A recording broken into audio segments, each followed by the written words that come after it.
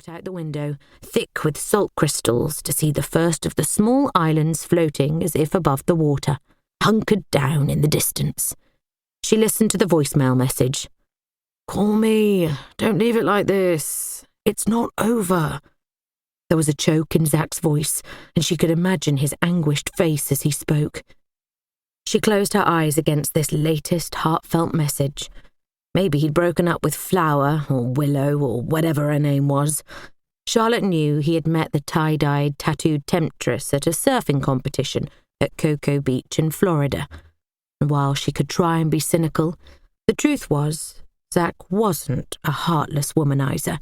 She knew he still loved her, but he had probably loved the girl too.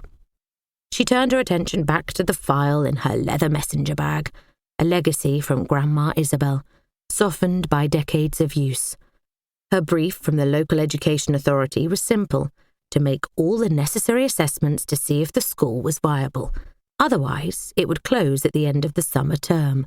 The timing was perfect, a project that would give her a complete change of location while she adjusted to life without Zach after 15 years of him by her side. She closed the folder and stared out at the Atlantic. The sky was one shade lighter grey than the water, which matched her mood. A new life, solitude in her own Morwen schoolhouse, then back to the real world to find a new home and take up her new position as a school inspector. She looked out at the first glimpse of the big island, St. Brannocks, just a low shadow on the horizon. It still gave her a shiver of anticipation. Or maybe she was just cold without Zach's warm hand in hers. Maybe she would never feel warm again. Chapter 2. April 1940. "Geneviève, bring the baby," Madame Boiteau said, lifting a straw basket onto the seat. "Mark, sit down. You are in everyone's way." Geneviève, who went by Jenny at home, pushed the perambulator into the corner of the ferry's main passenger cabin and applied the brake. 8-month-old Adela was sitting up on her pillows and secured with a harness, while 7-year-old Mark was perched on the edge of the wooden slats. Jenny smiled down at him. She handed a toy to Adela. "Sit still now, sweetheart. You shall look out of the windows soon when the ship leaves." She turned to Madame. "All the trunks are secured, and Aunt Hélène and Cook may go up on deck because, well, it looks like a breezy crossing, and they aren't the best travellers." She lowered her voice. "The Germans have surrounded Paris, Madame. I overheard another passenger." "They will be in through Brittany and into Rennes in no time." Madame sniffed, looked out of the salt-stained window, and wiped a tear away with a gloved hand.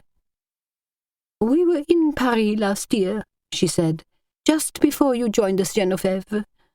I wonder how many of the galleries and restaurants will survive the invasion." "They will surrender, Madame, to preserve the city," Jenny's Aunt Hélène said, stepping forward to sit beside Madame.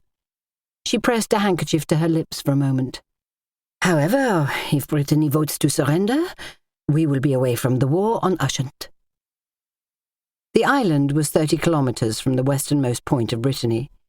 The villa there was a peaceful summer retreat for the Boiteau family. Jenny knew Ushant well. It had been her father's childhood home, and the port from which he sailed as a fisherman. It was where the Boiteau family had engaged her as a governess to teach the children Breton, and to guide their education until they were old enough to go to school. She had been recommended by her aunt, Hélène, the family's housekeeper. Although she had grown up on Morwen, one of the Atlantic islands off the coast of Cornwall, she was a native Breton speaker and wanted to work in France. "The Germans won't come this far, I'm sure." Madame smoothed her dress over her knees. She'd been forced to leave many of her silk gowns and furs at Rennes, hoping the house wouldn't be invaded by the German troops. As Maître Boiteau was a principal lawyer in the town, Jenny feared they might commandeer the family home. "Soon, Maître Boiteau will be able to join us." The ship rolled a little as it cruised out of port, the baby bouncing excitedly in her pram. Mark was pale, and his eyes were wide.